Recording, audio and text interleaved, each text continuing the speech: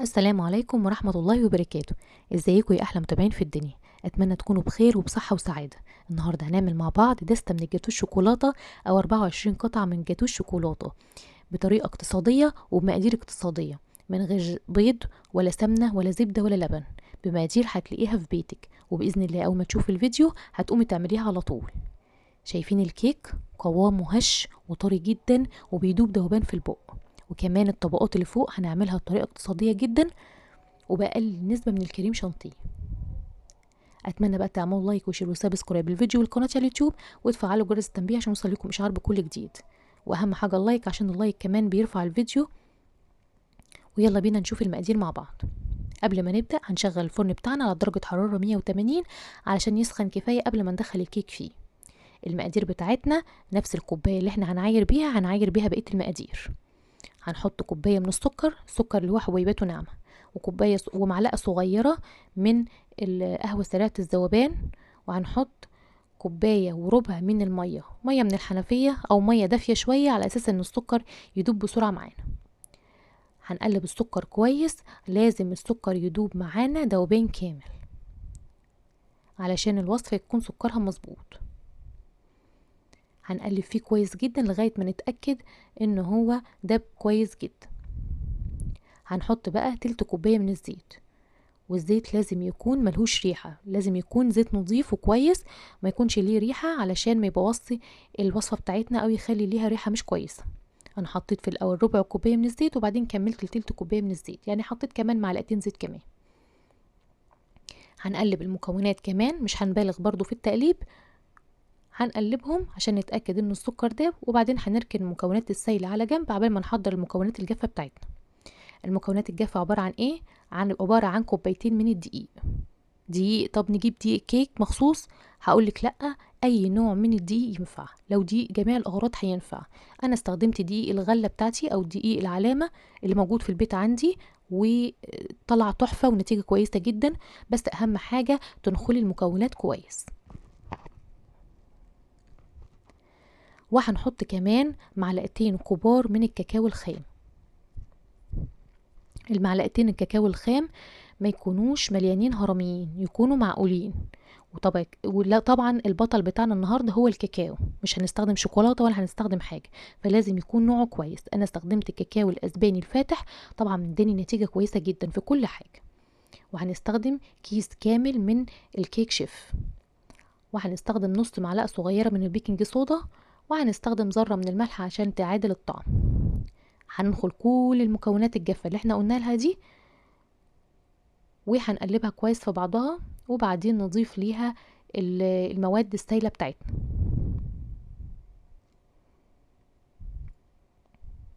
هنقلب بقى الخليط كويس علشان الدقيق والكاكاو يدوب كله في المواد السائلة، نقلبها في اتجاه واحد.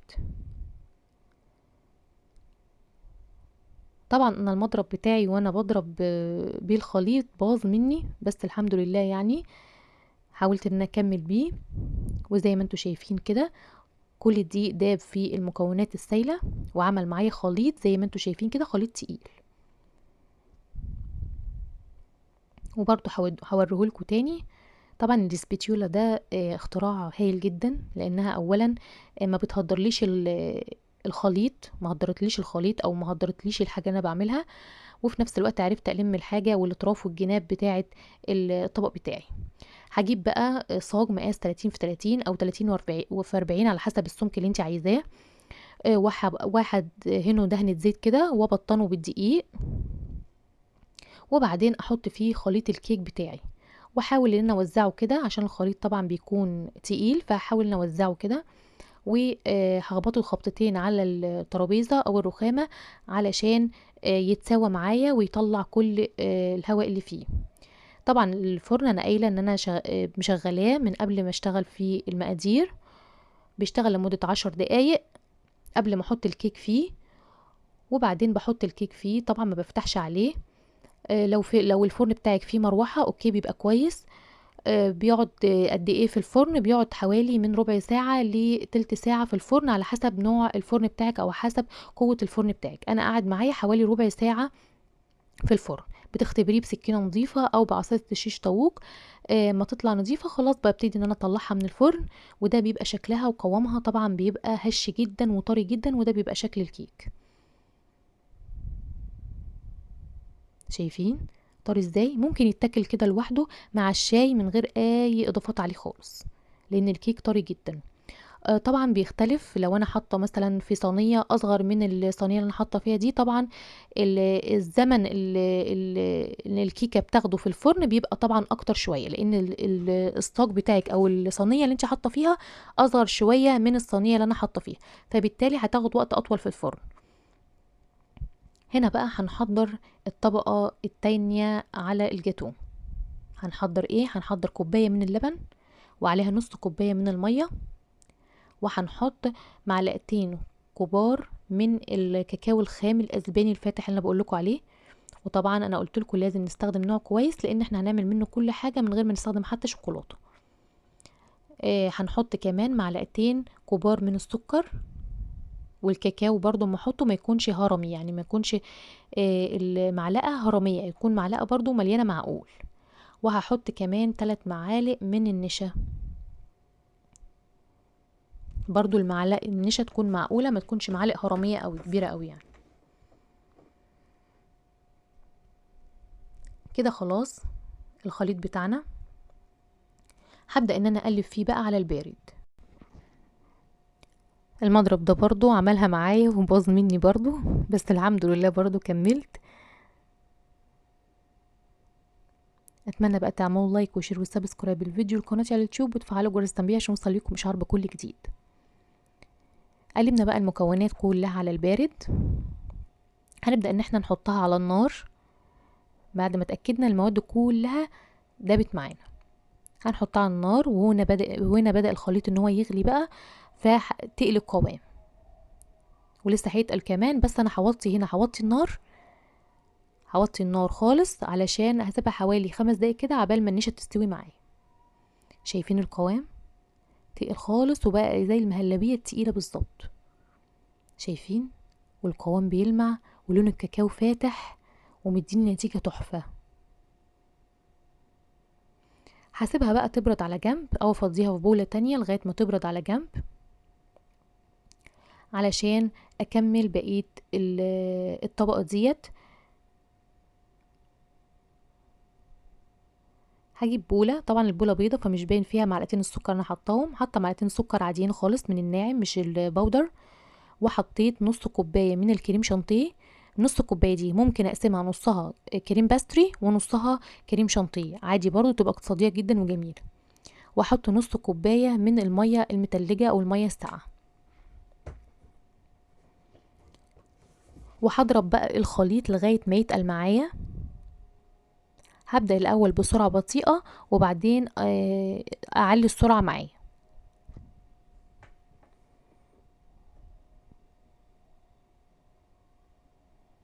هنا القوام تقل معايا اهو زي ما انتوا شايفين كده، بقى تقيل خالص اهو.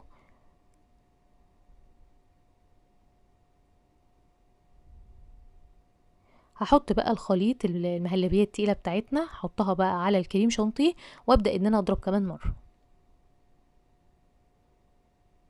لغاية ما الخليط كله يتجانس ويبقى لون واحد. طبعا اللون افتحها اكتر عشان كان فيه كريم شانتيه، فاللون افتحها اكتر. هضرب بس لغاية ما اقلب فيه بس لغاية ما يتجانسوا كله. وده القوام بتاعه.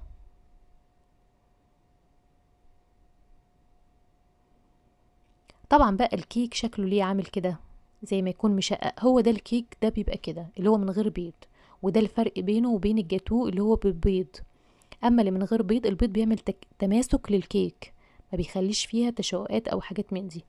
وطبعا الطبقات اللي انتوا بتحطوها فوقيها فبتغطي طبعا كل الكلام ده خالص، وما بيفرقش جدا في التقطيع، ولا بيفرق في الطعم، ولا بيفرق في اي حاجه. بالعكس طعمها هش جدا وطري وبيدوب دوبان في البق، وبتبقى طعمها جميل جدا، على الرغم ان هي كيكه اقتصاديه جدا.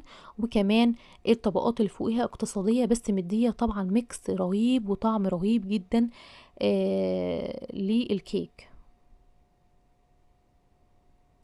هوزع بقى الخليط كله على الكيكة كلها.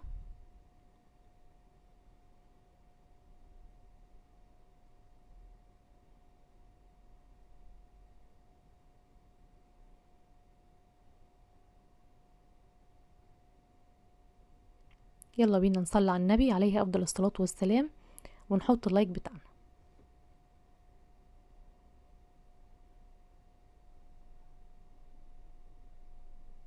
سوينا كده الخليط بتاعنا، ههزه هزة كده او اخبطه خبطتين برضو عشان يتوزع كويس، وبعدين احطه في التلاجة علشان الطبقة دي تمسك، عشان اعمل اخر طبقة علشان احطها عليها. ممكن اخر طبقة تعملي شوكولاتة، تسيحي شوكولاتة خام عادي وتحطيها على الوش، او ممكن تعملي صوص زي ما انا هعمله كده، صوص اقتصادي جدا، عبارة عن نص كوباية من السكر ومعلقتين كبار من الكاكاو الخام ونص معلقة صغيرة من القهوة سريعة الذوبان، وهيكون معايا تلت كوباية من المية، وهيكون معايا نص كوباية من الزيت.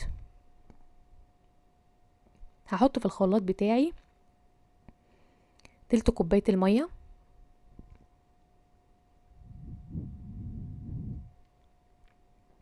وهنحط نص كوباية السكر،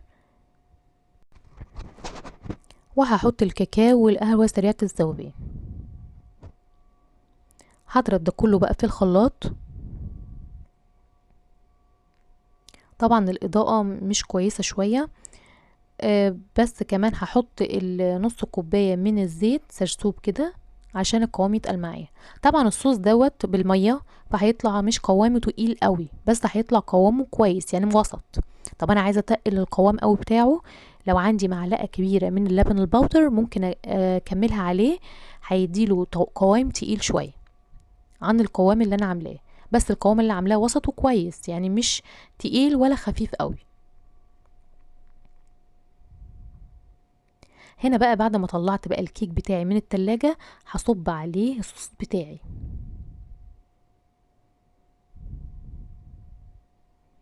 هصبه عليه ووزعه كله على الصينية بتاعتي. طبعا زي ما قلنا ان الجاتو ده اقتصادي وحاجة نظيفة وانتي عاملاها في البيت، واقتصادية، كل حاجة فيها اقتصادية، زائد ان طعمها تحفة جدا. وبإذن الله اول ما تشوفي الفيديو هتقومي تجيبي المكونات من البيت وتعمليها على طول، مش هتحتاجي تجيبي حاجة من البر. هقفل الفراغات كده، وبعدين اميل الصينية يمين شوية وشمال شوية لغاية ما اغطي كل الجوانب بتاعة الصينية بتاعتي.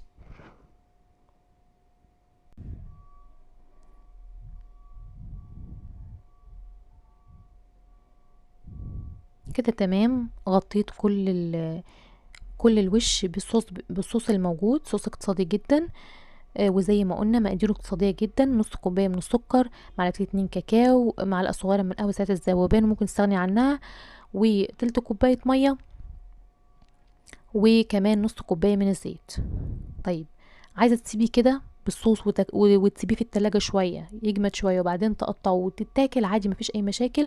او ممكن تزينيه بشوكولاتة مبشورة زي ما انا زينته كده، شوكولاتة بالحليب، شوكولاتة خام، حاجات من دي.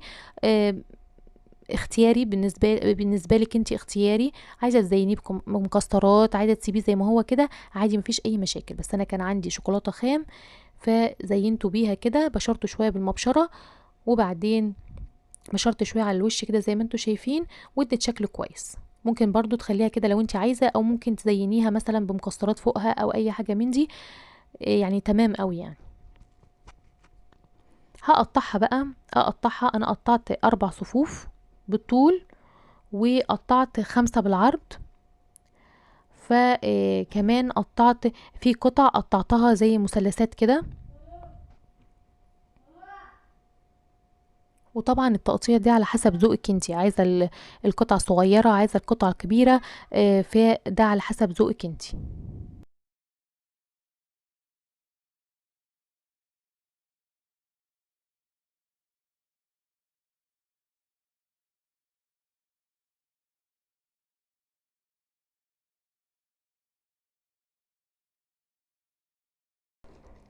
وزينا بقى بالجيلي كاندي اللي احنا كنا عاملينه معاكم على القناه، وهحط لكم اللينك بتاعه في صندوق الوصف. اللون الاحمر واللون الاورنج كسر اللون الشوكولاته اللي موجود عندنا. وبكده عملنا الوصفه بتاعتنا بمقادير اقتصاديه جدا، من غير شوكولاته ومن غير بيض ومن غير سمنه ومن غير زبده، وحتى بطبقات اقتصاديه وباقل نسبه من الكريم شانتيه. اتمنى ان الفيديو يكون عجبكم، وتعملوا لايك وشير وسبسكرايب الفيديو لقناتي على اليوتيوب، وتفعلوا جرس التنبيه عشان يوصل لكم اشعار بكل جديد. والسلام عليكم ورحمه الله وبركاته.